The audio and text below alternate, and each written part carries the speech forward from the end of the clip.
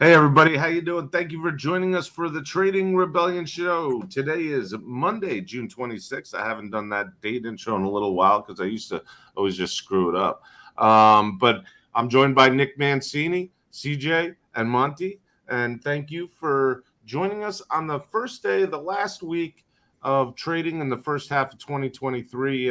There's a lot of things going on here between Russia and various other things. We got expiries on BTC and ETH options, as well as what's happening in the TradFi world. So one of the things we'll go to right now, just hit the overview macro and see what's going on in the markets. 1.17 trillion, down about a little under a point and a half on the total crypto market cap, on 37.5 billion traded in the last 24 hours. Bitcoin at 30,106, keeping up over that optical 30K level, down about 1.24. It was trading around 35.50, 35.25 end day yesterday. Sentiment has risen a little bit, still bearish, 39 out of 100. Ethereum 1847, down 2.26, but let me tell you, that thing hit 1900 yesterday, and it was good to see that because I can't wait for that to be back over 2000. Same daily sentiment, 39 out of 100 bearish. One unique factor, if you look in the upper right-hand corners, total tweet volume in crypto down 24.41% on a little dip. We have some outliers. We have FTT up 18.46%. Who the heck knows what's going on with that crap coin? It's pretty much meaningless at this point. And BCH up 13.98%, something we haven't seen or paid attention to in quite a long bit. So let's see here. If you scroll down and trade the chain dashboard, one of the most interesting things I like to take a look at, folks, is stablecoin exchange net flows. And you'll see here, we got some parity to the downside. So we have it looks about 3-1 on net outflows to the major exchanges from stablecoins. But there was a lot of profit taking. I mean, if you saw what happened on Friday, we spiked up about $1,000 on Bitcoin. We had I think we're up 15% for the week, gentlemen, if I'm not mistaken, on Bitcoin, just under that. So it's been a good week. If you're a DGen, here's some interesting ones. Boom, boom with Grug. No idea what that coin is about on the lower right-hand corner, but keeping it real. On the boards, we'll see a mixed red and green. It's been down in the last hour or so, so you'll see that 1 hour just red going through the top 12 coins there. But we're going to talk about a lot of things, especially are we in the beginning of a bull market, not just in crypto, but also in TradFi, and we'll see what the expert analysts have to say on that. But Nick, I'll hand it over to you. Give us a macro overview. Yeah, so the big news that is upcoming, and let me go ahead and share my U.S. economic calendar. Ooh, I guess my my screen was not presented. My apologies there. Bring that up. Here we go. So big news this week is, nothing too heavy scheduled for the beginning of the week, but most notably, Fed Chair Powell is speaking yet again on Wednesday and Thursday. Remember, he spoke on Tuesday and Wednesday last week and kind of made that bombshell statement about crypto as staying power and stable coins are money. So, we may hear once the media gets a little bit of a cookie, they're going to want some milk too. So I would assume that there's going to be some follow-ups, to that line of questioning. And of course, we're obviously going to get, information about FOMC opinions and, upcoming inflation prints, which of course the upcoming inflation print is PCE on Friday. We know the market will typically be focusing on core PCE because that is what the Fed typically focuses on. And right now, analysts are expecting a 0.1% drop year over year. So a very slight drop from that 4.7% number. But the market will be paying very close attention to see if 4.6% is the number that it comes in at. Of course, a 4.6% number or lower would likely be a bullish reaction from the market, and anything 4.7 and above would likely be a bearish reaction for the market. Now, a lot of people are thinking, what is going on with this Ukraine news? Is there any worry that I should have? Well, during that entire debacle, Bitcoin price and Ethereum as well, mostly muted. So no real direct reaction. Now, the real question that the market is trying to ascertain is whether or not this is going to affect oil prices, which if it does would likely, have an impact on inflation, which would then have an impact on the markets themselves, because if inflation is getting higher, the markets are probably going to react bearishly. Now, we haven't seen any reaction. Russia has not made a statement about oil reserves or opinions, neither has the Middle East. And of course, US has not on the heels of that. But that is the main concern for the market as we head into the final week of the final month of Q2. So just in general, the macro thesis, as we discussed on B3 and this show last Thursday, is that typically towards the end of the month, and especially end of quarter, fund rebalancing. We're going into the summer where people typically take vacations, take some time off. So I would expect the volatility to likely decrease. And for equities to probably, have it more or less of a flat or kind of, grinding down type of week. So doesn't seem like we're going to get any fireworks today through Friday. But if we did get fireworks, they would certainly be Friday morning before markets close off for the end of the month and end of the quarter.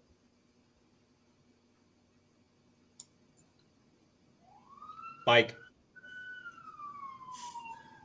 Sorry. One of the things that a lot of is speculation around, and I believe could be fairly true. When it comes to price action to the upside in equities, tech stocks are there at the forefront to kind of lead that charge. Putting this to everybody, this kind of goes with the title of the show, which is, has the bull market started? In TradFi, has the bull market started? And do we think, gentlemen, that tech stocks are going to lead that way? I'll go ahead. I'll just kick it off. And in my opinion, in taking a little bit about what, we talked about on the B3 radio show yesterday, I think there's a little bit more reason to be cautious.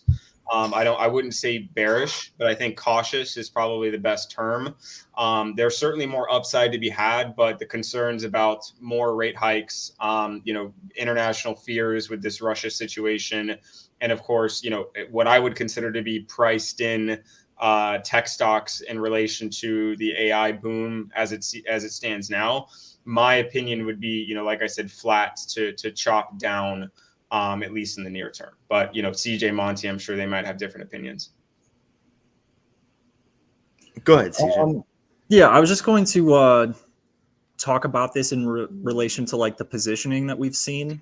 And to circle back to what you had claimed with oil or that situation in general, there's just been a lot of buying based on commercials and what we've seen the last few weeks. So there is a potential that we could see a short squeeze of some kind if we had like a news catalyst for that. But I mean, that remains to be seen. I don't really have any catalysts to trade it around personally. Traders are getting quite short, aren't they, CJ, still? Yeah, retail and very large speculators are short. They're looking at prices down to like 65, whereas, commercial hedgers have been accumulating over the past few months, but they can go through periods substantially of accumulation that lasts a long time. So you kind of have to wait for the inflection point or that perceived inflection point. I would like to show my chart though, in terms of equities, because I do have kind of a narrative or at least some data that kind of goes along with what Nick has said in terms of like chop. I'm just kind of the messenger here, but most of the short covering that we've seen over the last 4 weeks or the last 3 weeks is basically done now. But what's interesting is that retail is back to being net short equities on the S&P. But as you can see, commercials have covered a lot of their longs in the past couple of weeks as prices have really squeezed out the majority of short sellers. Now, I do feel a little bit cautious around things like the Barron's article saying, the bull market is in, which may seem rational about why we could pull back or consolidate for a little bit. But there's just not enough longs in the market to get me short at this particular level. We're kind of in a very precarious state with equities because there's no real bias to the upside or downside in terms of positioning. So, I just expect neutral price action. It's tough to have a bias when the positioning is kind of come off that short squeeze and is now neutral. What I think could happen and why I think we could have a super cycle if inflation keeps going down and keep rallying into these rate hikes is that if we go down in price, everybody's going to try to short it. In my opinion, I think that's what we'll see reflected in price action is the S&P goes down another 2%. In which case we could potentially squeeze to new all-time highs. But that remains to be seen. That's just my opinion. I mean, I'll probably end up trading it differently, but that's kind of what I see as of now based on the positioning if I had to speculate on it. Yeah. If you can throw up my screen, Nick, I would appreciate it. It's funny. We're talking about, are we in or is a bull market starting? I mean, look at this price action that we've had since 2023. What is this? Just it's just an echo bubble, or is it a bull market? This was intensely positive price action in the tech stocks, and it lasted far longer than a lot of people thought. A lot of people had their eyes on the end of Q1. We're almost at the end of Q2, and this market is still pumping. So I'm reluctant to call an end to this rally yet. I think we could see more positive price action in the Qs. And I think a lot of that will have to do with what CJ was just talking about in terms of positioning. If we see traders try and come in and short this, rigorously, then those shorts will likely get squeezed out like they did every single time we came down to retest the moving average. So looking at this chart here, you can see this is where the shorts got overheated, and then we squeezed to the upside and made local highs. Came back down, we're retesting the 20-period smooth moving average with relatively significant velocity. People tried to pile in on the shorts, got squeezed out. And that continued to happen each time we pulled back. Even on this massive bearish engulfing candle, so many people tried to get short that just their puts covering after a day of neutral price action was enough to drive price even higher. So I think that CJ has a really strong point there that we don't even need necessarily buyers to step in. I think we could plausibly reach up to just below this $400 level merely on the back of puts covering because I think people are eager to short this market still. And that's something that, hasn't changed since basically the beginning of this year. So until we see a breakdown really below that 20-period smooth moving average, that purple line, or until we see a change in the COT positioning that CJ was mentioning, I think right for the time being, there's a good case to be made that we continue to grind up in tech stocks and also in Bitcoin. All right. I have a bit of an abstract question just on the heels of this conversation. Everybody always talks about a short squeeze, right? It's the only real squeeze that ever gets mentioned on Twitter or in the news media or whatever. What about a long squeeze? When was the last time we saw a long squeeze? And although, what CJ mentioned is, the market is quite short, market also looks quite long. So there's a complete sparring of, where people think momentum is going to head. And that's, markets in general. But we only ever talk about a short squeeze. And, I think we're getting to the point where people are going to start jumping in and longing because they've been on the sidelines and they're feeling FOMO. Sleepy Puppy mentioned that in the comments, JPM, making their warnings, but we're getting in because, everybody's demanding it. So at what point do we start talking about the inverse squeeze, the wrong direction, if you will? Let's talk about that for a second, Nick. So you have the Fed coming out, and we're talking.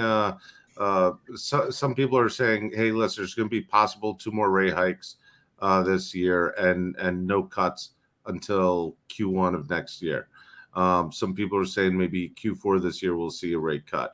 But the majority is saying 2 rate hikes. Leave it alone until 2024. Now, for us to get into a position as an economy to be able to start an upward positive trend is what is being, said and forecasted right now going to help for a long market? Well, I kind of gave my CJ Monty, what do you guys think? But I think now is the time to start questioning, especially with the grand thesis of what CJ mentioned with these news articles being bullish, and of course, every fund and kind of being forced to step in because their clients are asking, and there's still a lot of money on the sidelines and stuff. But when I'm thinking 2 more rate hikes, no cuts. Inflation, PCE core still between 4 and 5%, only dropping year over year 0.1%. It definitely implies at least 1 or 2 more rate hikes, which in my opinion would likely slice the S&P by 2 to 5% in at least over the next couple of months. Yeah, and how is that going to affect DXY? If we're talking about crypto, how's that going to how is that going to affect volatility? That's a lot of questions, guys. Can we? It's go a back lot to of the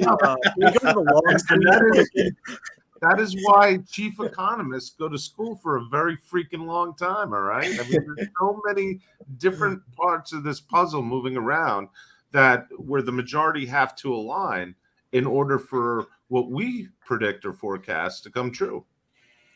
Yeah, that is a good point. There are so many different pieces of this puzzle that need to come together in order for, what we're talking about to come to fruition. But one thing that I do think is a possible scenario that we haven't really discussed all that much is a divergence between Bitcoin and the equity markets. And I don't think that that's out of the realm of possibility, especially on the back of, the BlackRock news and the ETF, and then also the amount of options we've seen piling up. What, $6.8 billion in Bitcoin and Ether options piling up. So it, to me, feels almost very much like, the beginning of the bull market way back in like 2020 when we had Paul Tudor Jones stepping in and you had, big institutions stepping in. I think we're in a very similar point here. And during that point in time, we saw a divergence from Bitcoin and traditional equity markets, during which Bitcoin outperformed equity markets. And I think that we could plausibly see something similar here. Monty, this is something that I brought up yesterday on the Bulls, Bears, and Blockchain show, and that was, listen, back in 2020 when you had Paul Tudor Jones coming in, from 2018 to 2020, the narrative was institutional adoption. It's here, it's manifesting, and all this stuff. Obviously, we know it was only a half pregnant idea and not didn't fully come to fruition. But this time around, we have all these big names being dropped: BlackRock, Schwab, Fidelity, Citadel, Deutsche Bank, all for different things. Some backing an exchange, some for a spot ETF, some for custody. So this brings up the question: is this institutional adoption, or is this Wall Street rescuing crypto? Because, is this their chance to take a distressed sector and say, okay, now it's time for us to jump in. Let's take advantage of this opportunity while we can. That's as opposed to FOMO, which is what I believe 2018, 2020 was with the institutions. Yeah, I mean, I think it's a clear shift that you're seeing where it's like, okay, now this is a very depressed sector. We might as well just buy it up for cheap and own everything, because if there is another bull market, then we'll be the prime beneficiaries. It's also probably good for the space in the sense that it gets more capital in, especially if we have these levered Bitcoin ETFs that get passed. That'd be very interesting. Can I ask a quick side question on that, CJ? How do we allow a leveraged futures Bitcoin ETF, which is what the three of us have traded in the past, but not allow a spot Bitcoin ETF? What is the actual rationale for that, if any? Yeah, I don't know if I can't really say that the levered ETF has any more likelihood of getting accepted than the spot ETF. Um, I think it comes down to a lot of the influence that like BlackRock has in the financial world. Um, that's quite an impressive record we've talked about in terms of SEC approvals. But 575 to 1. They've been rejected once, and they've been approved 575 times. Do you know what that rejected product was? I'd be curious. I was trying to look it up earlier this morning. What is it? We couldn't find what it. it is? It's been swept under the rug. It was like a biotech or like a weed ETF. I figured it'd be something like Probably like double leveraged ninja loans back in 2007.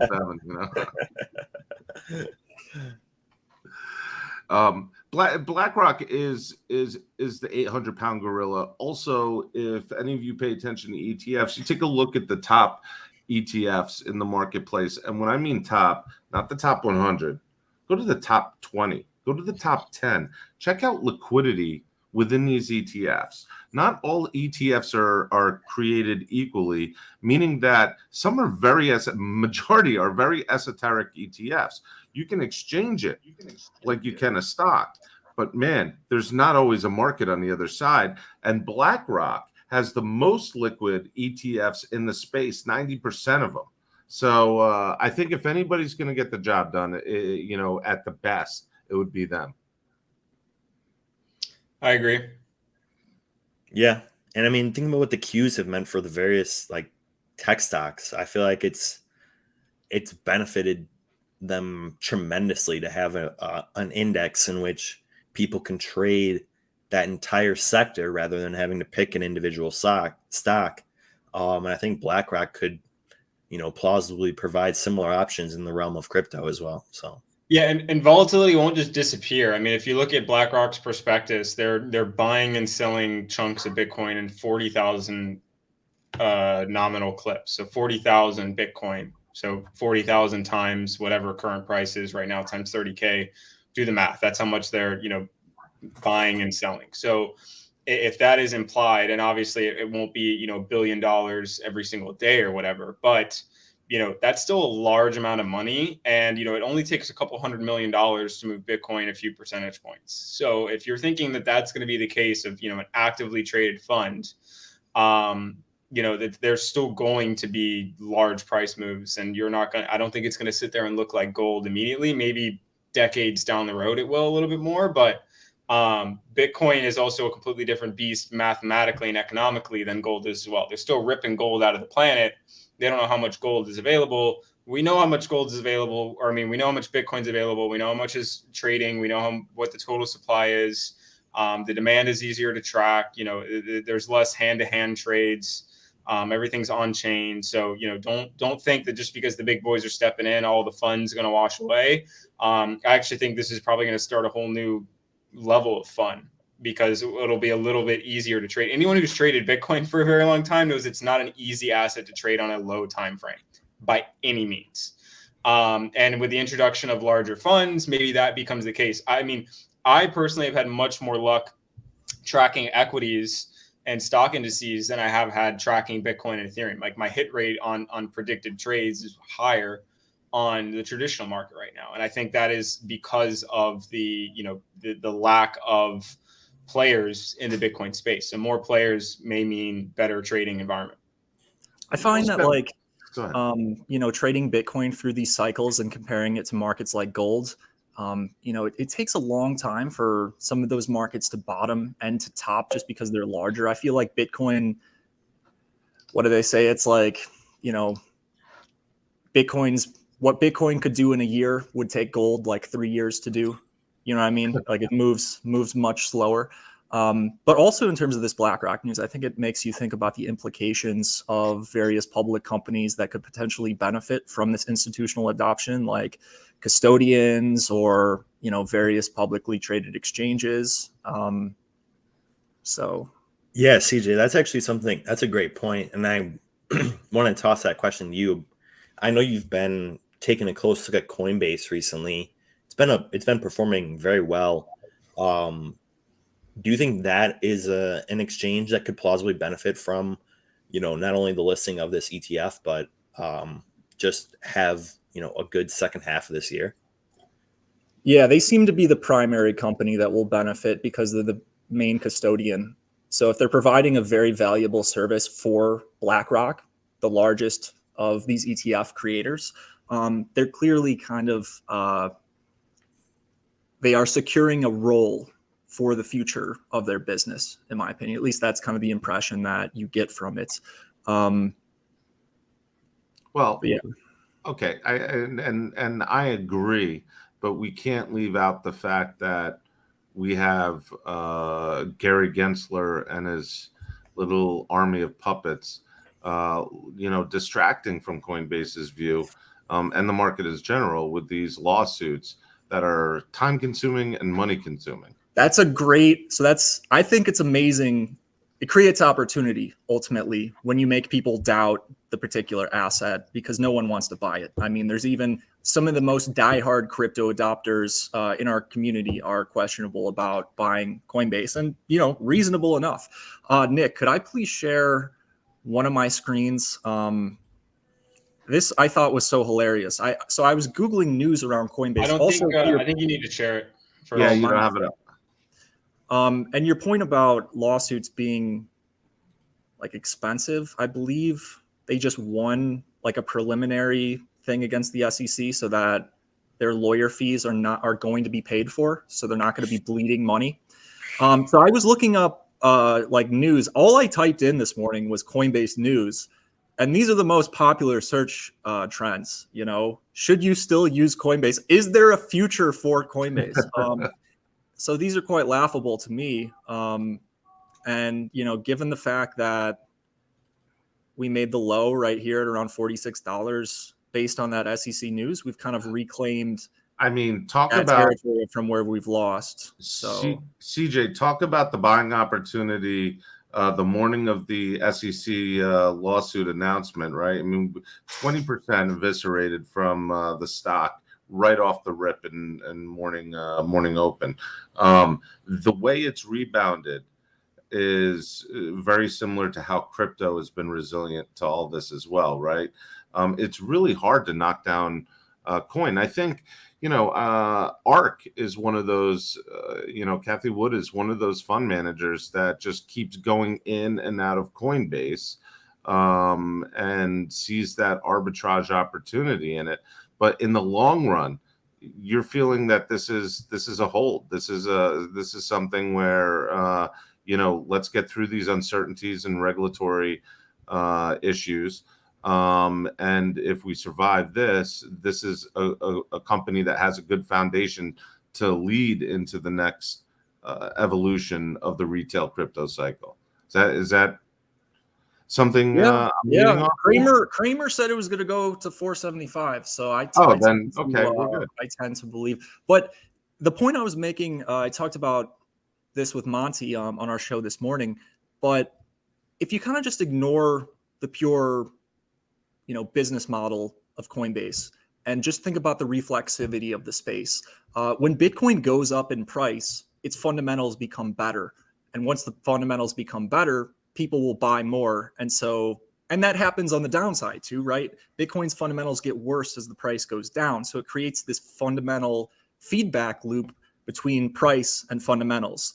And I think that's so applicable for Coinbase because, all you heard over the past few weeks was like, I don't even get me started on Binance. I hate Coinbase. That was the rhetoric you heard. Just look at the Google searches I just showed.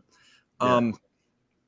So like if price starts going up, look for CNBC to, call Kathy Wood back on and have her talk about Coinbase. And at that point, people will start talking about how good the fundamentals are. Thus, they'll probably be more inclined to buy. Thus, fundamentals and the reflexivity will create that self-reinforcing loop. Exactly, because their fundamentals are based on revenue, and the revenue is based on execution. And that happens both on Bitcoin going up and Bitcoin going down. It's non-volatile markets that hurt these exchanges and their stock prices. So, let's make volatility great again, folks. And for the record, CJ did say this morning that if Coinbase hits 300, he will shave his head bald Whoa. in honor In honor of Brian. Armstrong. Yes, in honor of Brian Armstrong. We should all. I mean, come on. We should all just do it. It's important to have sense of I don't humor. know. I was gonna make a joke, but I don't think it's PC enough for this show. Yeah, if it's questionable, then just keep it to yourself. Speaking of notable crypto players, you know, the hat I'm wearing, Novogratz's Galaxy, which is a publicly traded company as well, in out of Canada, but haven't heard Galaxy getting thrown around lately. The name. Anybody have any idea what's going on? Nick, you're smirking. I don't know because Mike got a effing Luna tattoo on his bicep and nobody's heard from him again. I mean, it's literally the timing on that is impeccable. He got a Luna tattoo and now we haven't heard from him in 2 years. So I think that has something to do with it. I saw Do Kwon got $26 million seized from him in crypto assets in the last 24 hours or so. That was interesting. Pennies to him. Pennies. Nick, that may be the best thing that came out of the whole Luna collapse is that we no longer have to hear from Novogratz ever again because he's in his purple suede. What do you think, guys? Is it just a primary factor that Galaxy's not on the NASDAQ? I see it's only on like the Toronto Stock Exchange, kind of like the smaller stocks like, Voyager used to be. You think that's a major obstacle for Galaxy, or do you think it doesn't matter? I think it is because I remember the other company you just mentioned and their road trip of uplisting. And during the bull market, it seemed like it was going to be a very plausible thing to get listed on NASDAQ, almost a sure thing. I think what's happened with crypto and now what's happening with Coinbase, and obviously with the Coinbase thing, a lot of people yelling to the S1 that happened, when they filed to go public and yet are still being sued. And that's a conversation for a different show. But I think now it's going to be a headwind. I think it's an upwater fight for a crypto company to get listed, or at least uplisted, for the next, little term here. Yeah, I mean, that's a good point. Like with Coinbase's S1 in the US, obviously that was made at probably the perfect time because any time before that, it may have been denied or whatever. And any time after that, obviously, definitely likely denied. So I think anyone who wants to, unless you're maybe a mining company, which I think is maybe, a little bit of, skirting the security rules or whatever. But I don't think you're going to see a public crypto company launch until, there is legitimate legislation through Congress. And that means signed by the president. That doesn't mean the House passes a bill. It means, President, whoever is signing that into law. So. And Sleepy Puppy Crypto, I see your comment. Congratulations, my man. I haven't yet, but congratulations to you on that. As everybody knows, we'll bring this up extremely briefly. Voyager withdrawals opened up almost a year after the anniversary, and people are piling in to get their little funds that they received back out. Let's go to a couple of things I want to touch on, and this is stuff that I usually bring up in the show because you guys are all business, dead serious, giving people alpha, and I'm the one who likes to screw around. What do you think of the 3AC guys and what they're doing at OpenX and all the, OpenX bought a token. OpenX is suing some people. I even heard. Did you see the whole thing about 3AC being resurrected? People were throwing that around. Ventures. Yeah, 3AC. They kept the name for their venture. That shows how little remorse or care they have towards the entire situation. Exactly. And these people and there's a lot more than just those two who we used to regard as the grown men in the room, are acting as if this is a Bitcoin ETH fight. They're just as freaking immature. So, any thoughts on OPNX? How do you pronounce it? This thing? I think it is like OPNX. Yeah. OPNX.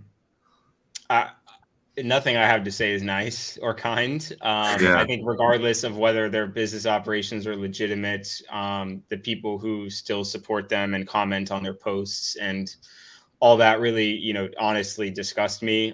Just because it's not a hidden situation in terms of what they did. They were quite open about it at the time, and all the information is out there. They've refused to work with any counterparties to return funds. They've refused to get involved in the lawsuits, to the point where I think they're not even showing up to the court proceedings or to depositions or dealing with their lawyers. And it's really sad. I mean, I don't, and I think the one thing I should make is this is not secular to crypto. There are plenty of individuals like this in every walk of business, and no matter what vertical or country or language you speak.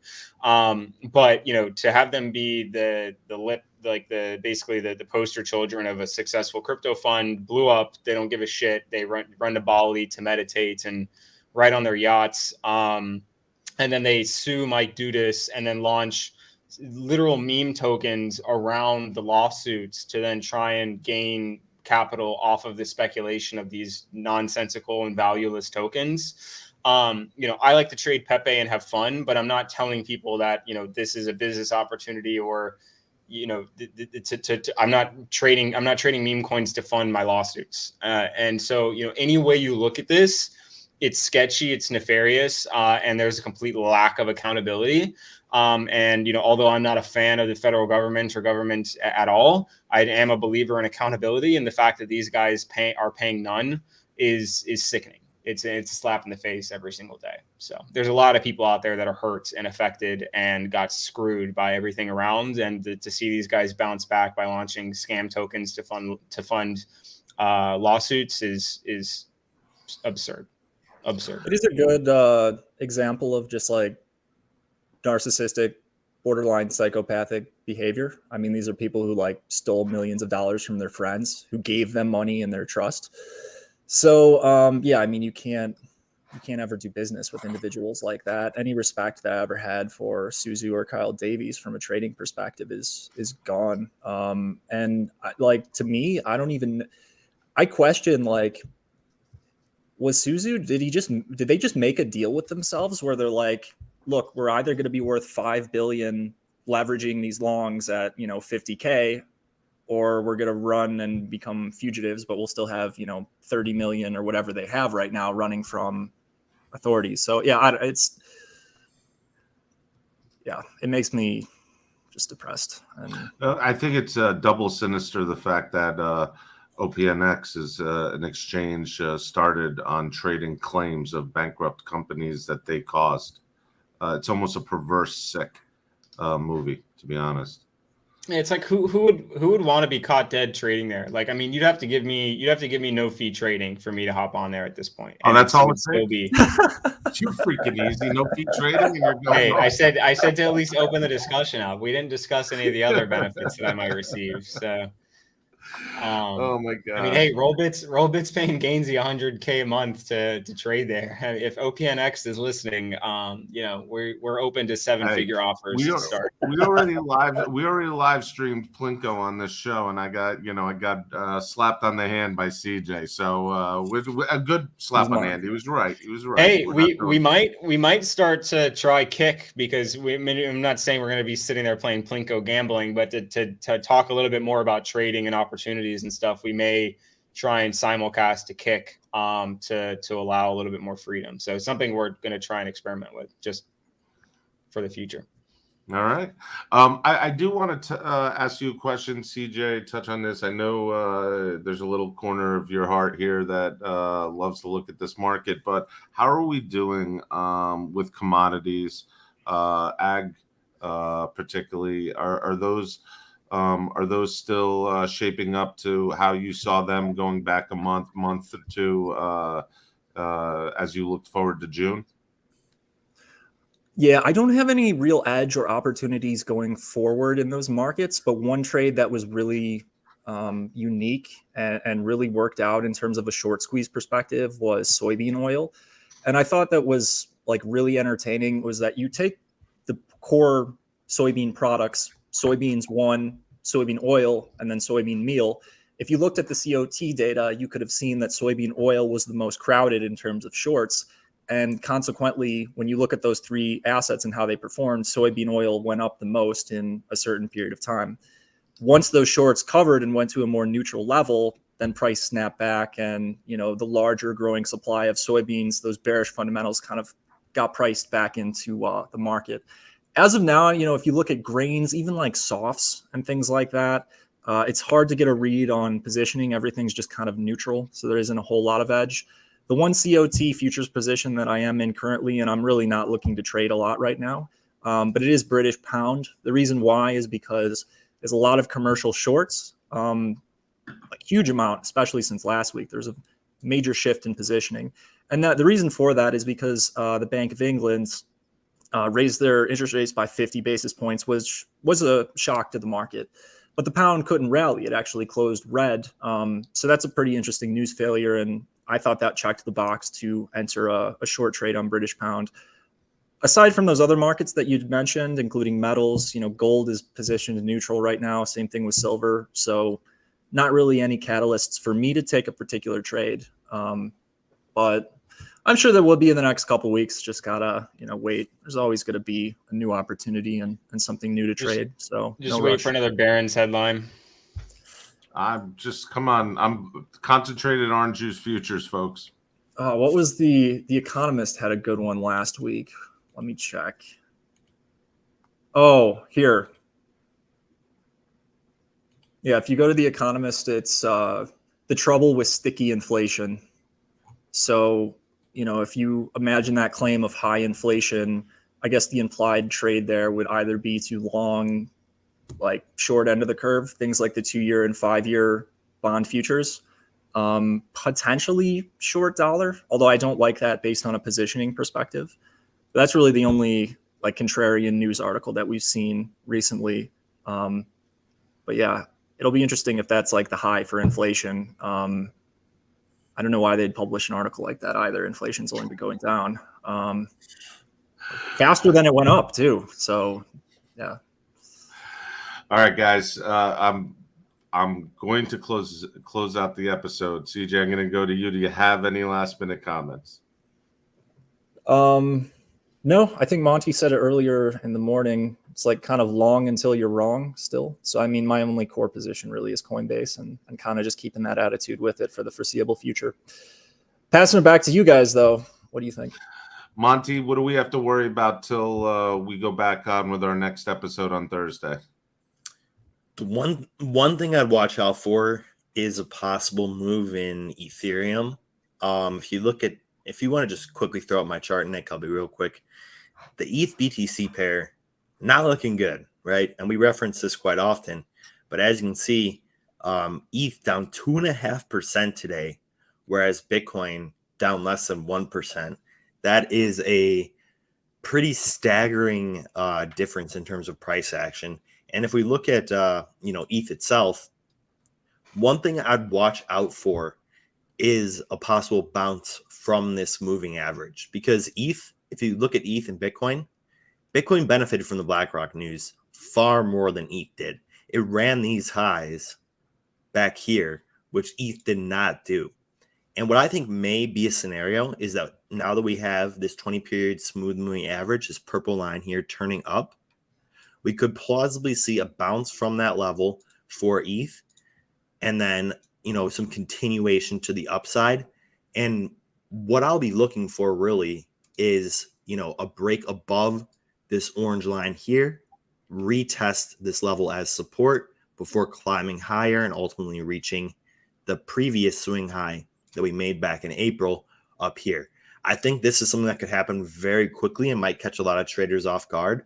But it's not unprecedented. We've seen ETH play this game of catch up relative to Bitcoin before. And yes, today it's being hit over the head pretty hard, down 2.5%. But now that it's finding this support at the moving average, I think there's a decent chance that we could, see some outperformance from ETH relative to BTC in the coming days here. So That's what I'm watching. Yeah, and speaking about ETH and not having the bounce like it did with Bitcoin on the BlackRock news, You have to take a look at other some other altcoins such as Aave. You had Uniswap, Uni. You had Serum. Yeah, I mean Serum went up 80%. We're talking about all DeFi and DEX related altcoins, but you know there was a lot of other good movement that outperformed ETH over the weekend. So there was opportunity. Alphas everywhere, in the bushes, on the trees. Thank you for that, Monty. Nick, you got any closing arguments? What we should be looking out for? We got PCE. We got a bunch of things. We got the Fed talking twice this week, if I remember correctly. Yeah, my current opinions are I think Bitcoin we're probably going to see down in the 29K level sooner rather than later. And I hate to disagree with Monty, as I do believe he's correct on where you would look for in the positioning, but I'm just not too bullish this week. I don't really like the higher time frame RSI patterns that I'm observing from the coming off of the peak around 31.4, 31.5. So, you know, the breaking down towards the 29K levels, of course, contingent on breaking below 29.8. But I think we're likely to seep a little bit lower into this week, and then possibly maybe Jerome Powell makes a star-studded comment that really brings us back from a bit of a downturn, or PCE is positive, and maybe we're sitting around 29.5, and then that kind of brings us into a little bit of a rally into the first week of July, I should say. So my opinion right now, I think you can be patient. Don't think you need to just start jumping into a bunch of buys, bunch of longs, but we'll see if I'm wrong or I'm right, but I think now you can ease off of the gas pedal a little bit after a very bullish week last week. All right, and as Phoenix Zohar says in the comments there, BTC season, he's saying with dominance going to 65%. Wow. Would love to see dominance go to 65%, just like the old days. Currently, are we still just over 50% on dominance? Somewhere around there. Checked in a while. We are at 51.69% as of right now. There you go. So it hasn't moved that much in the last month. But what I will say is dominance, when it did hit 50 initially, was the first time in a long time. And it was good to see dominance back up there. So, folks, don't forget to catch the Bulls, Bears, and Blockchain show on Twitter live every Sunday, Tuesday, and Thursday at 5:30 p.m. Eastern time. That's at Get Rev Radio. And a lot of market masters there. I happen to be included. I'm not a master of any sort, but I do show up for the show. Also, don't forget to go to TradeToTrade.com. You can sign up and do a 14-day free trial without paying anything and take a look at all that good stuff behind the scenes, including the community and the market masters over there. So, folks, thank you very much for joining us. CJ, Monty, Nick, we'll see you guys on Thursday.